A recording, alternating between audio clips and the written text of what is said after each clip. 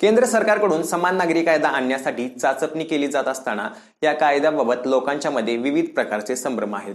यातील महत्त्वाचा संभ्रम म्हणजे समान नागरी कायदा लागू झाल्यास देशातील आरक्षणाची तरतूद संपुष्टात येईल, सर्व लोकांना समान पातळीवरती आणण्यात येईल. पण हा संभ्रम पूर्णपणे चुकीचा असल्याचं म्हणणं आहे. कारण समान नागरी कायदा आणि आरक्षणाची तरतूद या दूरपर्यंत कसलाही संबंध नाही आहे. समान नागरी कायदा हा धर्माशी संबंधित आहे, तर आरक्षण हे जातीशी संबंधित आहे. हा सूक्ष्म फरक लक्षात घेणं आवश्यक आहे. नमस्कार, मी धीरज पाटील, तुम्ही पाहताय बोलभाऊ. पण या कायद्यामागची वस्तुस्थिती मात्र नेमकी कोणाच्या ध्यानात येत नाहीये, किंवा ज्यांना माहिती आहे ते लोक समजून सांगताना दिसत येत नाहीयेत.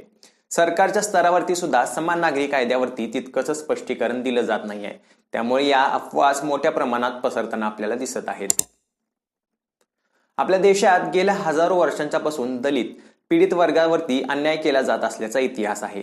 त्यांना मुख्य प्रवाहात आणण्यासाठी कोल्हापूरच्या राजर्षी शाहू महाराजांनी सर्वप्रथम म्हणजे 1902 साली कोल्हापूर संस्थानात मागासवर्गीयांना 50% आरक्षण जाहीर केलं. त्याच्यानंतर ब्रिटिशांच्या काळामध्ये 1919चा कायदा आणि 1932च्या कायद्यान्वये आरक्षणाची तरतूद करण्यात आल्या. देश स्वतंत्र झाल्यानंतर देशातील मागासलेल्या प्रवाहांना खऱ्या अर्थानं न्याय मिळवून देण्यासाठी आणि सामाजिक न्यायाची संकल्पना राबवण्यासाठी आरक्षणाची तरतूद करण्यात आली.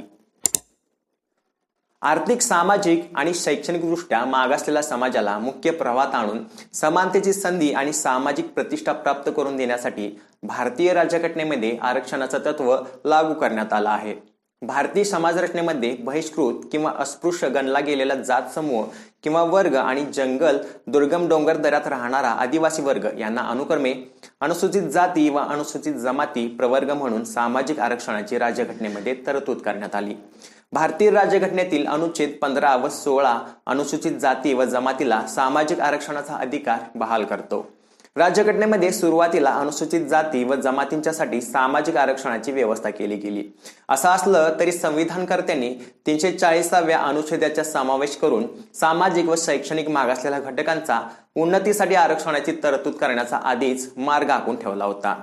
त्याचाच आधार घेऊन मंडल आयोगाच्या माध्यमातून देशातील इतर मागासवर्गीयांना शिक्षण व शासकीय नोकऱ्यांच्या मध्ये 27% आरक्षण लागू करण्यात आलं.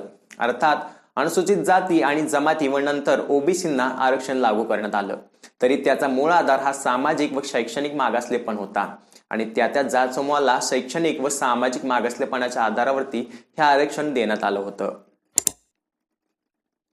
समान नागरी कायदा हा प्रामुख्याने हिंदू, मुस्लिम, शीख, जैन, ख्रिश्चन आणि पारशी अशा सर्वच धर्मातील लोकांसाठी लग्न, घटस्फोट, पोटगी आणि वारसा हक्क या संदर्भात नियम करण्याबाबत आहे. तर आरक्षण हे आर्थिक, सामाजिक आणि शैक्षणिकदृष्ट्या मागासलेल्या समाजाला मुख्य प्रवाहात आणून समानतेची संधी आणि सामाजिक प्रतिष्ठा प्राप्त करून देण्यासाठी आहे.